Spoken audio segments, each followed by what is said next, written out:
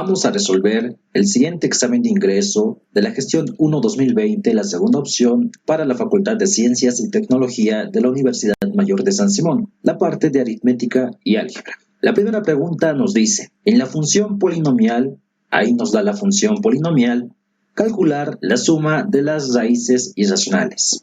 Lo primero que tenemos que hacer es ver que esta función polinómica es de grado 4. Eso quiere decir que se puede resolver de distintas maneras. Una ecuación cuártica se puede resolver con el método de Ferrari o la resolución de Descartes. Sin embargo, como estamos en un nivel preuniversitario, estamos hablando de que posiblemente se resuelva solamente aplicando Ruffini o un aspa doble. Preferentemente yo utilizaré el aspa doble porque el ejercicio nos dice que tiene raíces irracionales. Recordemos que Ruffini solamente sirve para raíces racionales. El método consiste en lo siguiente. Empezamos por ubicar al término que lleva el grado 4, en este caso x a la cuarta, y expresamos esa x a la cuarta en forma de dos factores, es decir, x al cuadrado por x al cuadrado. Luego nos vamos al término independiente, en este caso 10, y buscamos dos números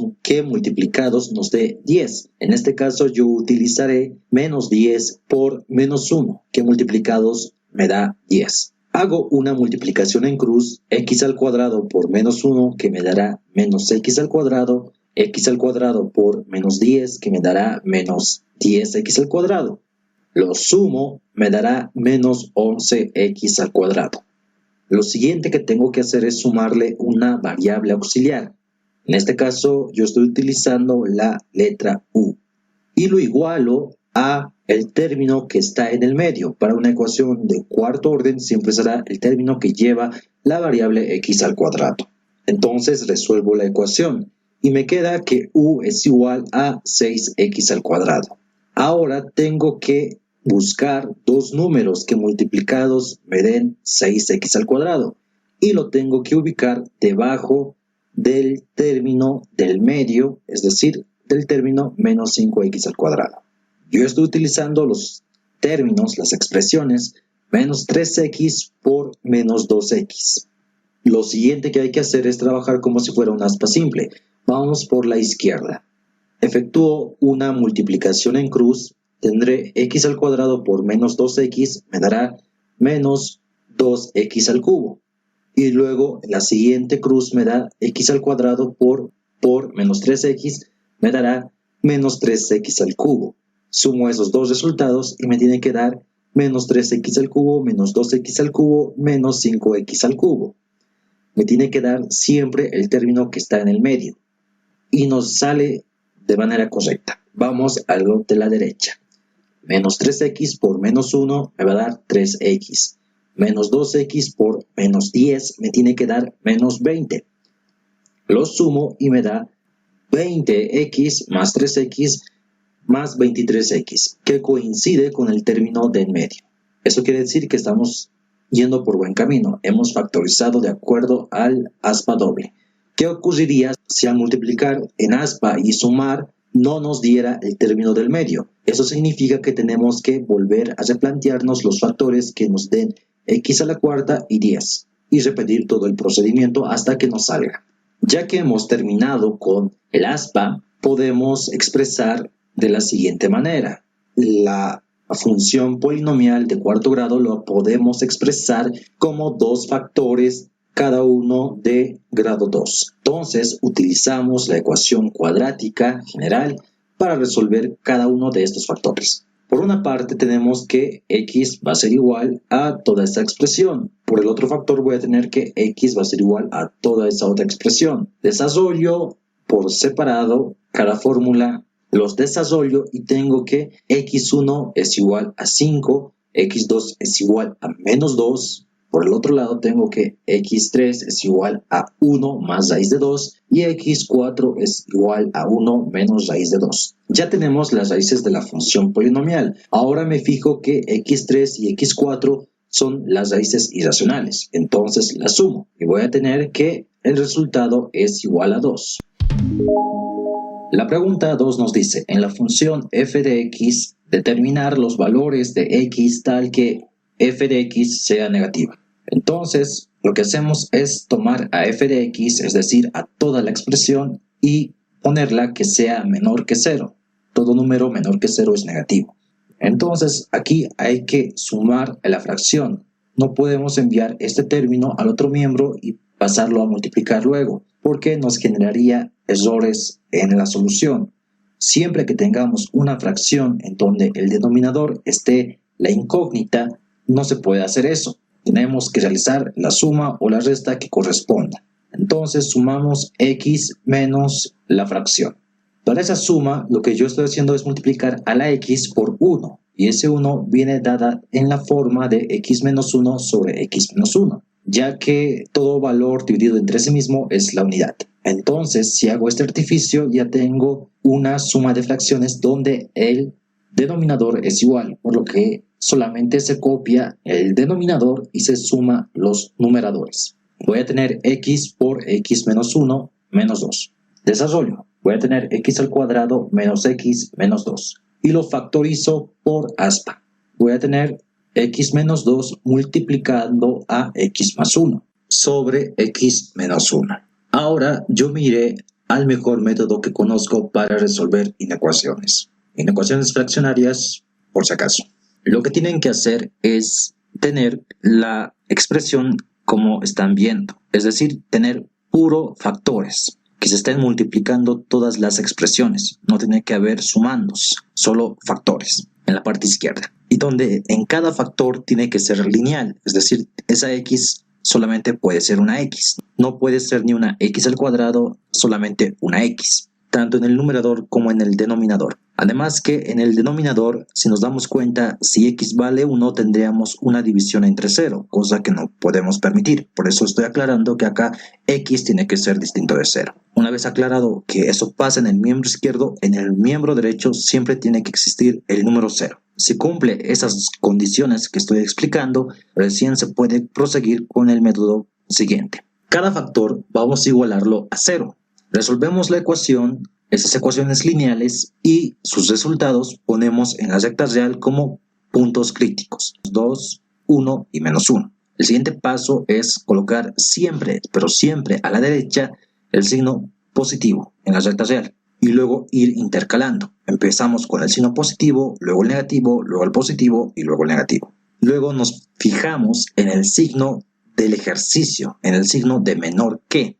Como es un signo menor que, lo que vamos a hacer, vamos a escoger los intervalos que tengan el signo negativo. Es decir, vamos a escoger el intervalo desde el menos infinito al menos 1 y del 1 al 2, sin incluir a los puntos críticos, porque es una inecuación donde nos dice que el signo es menor. Si nos dijera que es menor o igual, incluiríamos a los puntos críticos. Pero como no es el caso, no incluimos. Entonces ya tenemos nuestro resultado. X pertenece a todos los valores desde el menos infinito al menos 1, unión del 1 al 2, sin incluir a los puntos críticos. Por eso lo denotamos con paréntesis. Si incluiríamos, lo denotaríamos con corchetes. Y de esa manera ya tenemos resuelta la pregunta 2. Vamos a la pregunta 3. Un arquitecto diseña un teatro con 15 asientos en primera fila, 18 en segunda, 21 en la tercera, y así sucesivamente. Si el teatro tiene capacidad de 285 asientos, ¿cuántas filas debe considerar en su diseño? Veámoslo gráficamente, hagámonos una idea. En la primera fila tiene 15 asientos, la segunda tiene 18, la tercera tiene 21, y sucesivamente. Entonces podemos darnos cuenta que a cada fila que se avanza se va aumentando 3 asientos. En la primera había 15, para la segunda había 18, para la tercera había 21, para la cuarta había 24. A cada fila que se añade se aumenta 3 asientos. Si escribimos eso como una ecuación, tendríamos la primera fila 15 más la segunda 18 más la tercera 21 y así iríamos sumando hasta tener 285, que es la capacidad del teatro. Entonces, ya que lo podemos visualizar como una serie aritmética, podemos aplicar las fórmulas y hallar lo que nos pide. Estas son las fórmulas para una serie aritmética. Sin embargo, no es necesario que se la memoricen. Existen formas bastante fáciles de deducirla. Pero bueno, eso es para otro video. Bien, las fórmulas son estas tres. Con estas tres nos basta para resolver cualquier tipo de serie aritmética. La primera fórmula nos dice que la diferencia va a ser igual al término que escojamos, hay que restarle el término que esté a su izquierda. La otra fórmula nos dice que un término cualquiera va a ser igual al primer término más el número de términos rebajadas en una unidad por la diferencia. La otra ecuación nos dice que la suma de todos esos términos va a ser igual a el número de términos entre 2 multiplicado por el primer término más el último término. Hallemos los que nos pide en base a esas tres fórmulas. Para la diferencia estoy escogiendo a un término cualquiera. Voy a escoger al 21. Le voy a restar el término que esté a su izquierda, es decir, 18. Y hallo lo que se llama diferencia, que es igual a 3. Para el término enésimo aplico la fórmula. El primer término es 15, más n, que todavía no conozco, menos 1. Todo eso multiplicado por la diferencia, que es 3. Luego tengo la suma de toda esta serie aritmética, va a ser igual a 285, lo copio, y eso va a ser igual a n, que es el número de términos que tiene que haber, que no conozco, así que lo dejo como n medios, multiplicado todo eso por el primer término, que es 15, más el último término, el término enésimo, que todavía no conozco. Entonces ya tengo mi ecuación 1 y mi ecuación 2. Un sistema de dos ecuaciones con dos incógnitas. Lo resuelvo. Voy a reemplazar la ecuación 1 en la ecuación 2. Voy a tener 285 igual a n menos 2 multiplicado por 15 más n menos 1, todo eso por 3. Estoy frente a una ecuación con una sola incógnita. Ya la puedo resolver. Desarrollo y me da la forma general de una ecuación cuadrática. Aplico la fórmula o aplico un aspa como me resulte más familiar para resolverlo y tengo los dos valores de n, que son 10 y menos 19. Como estamos hablando de número de filas, es de suponerse que estamos hablando de un número positivo y natural, por lo que la única solución posible sería que n sea igual a 10. Y ya tenemos resuelto la tercera pregunta. La última pregunta nos dice: una taza de café caliente a 200 grados Fahrenheit se coloca en una habitación que tiene una temperatura de 70 grados. Si la función que modela la temperatura T del café en el instante X en minutos es T igual a 70 más 150 multiplicado por E elevado a la menos 0.05X, ¿en qué instante X el café se habrá enfriado a temperatura de 100 grados Fahrenheit?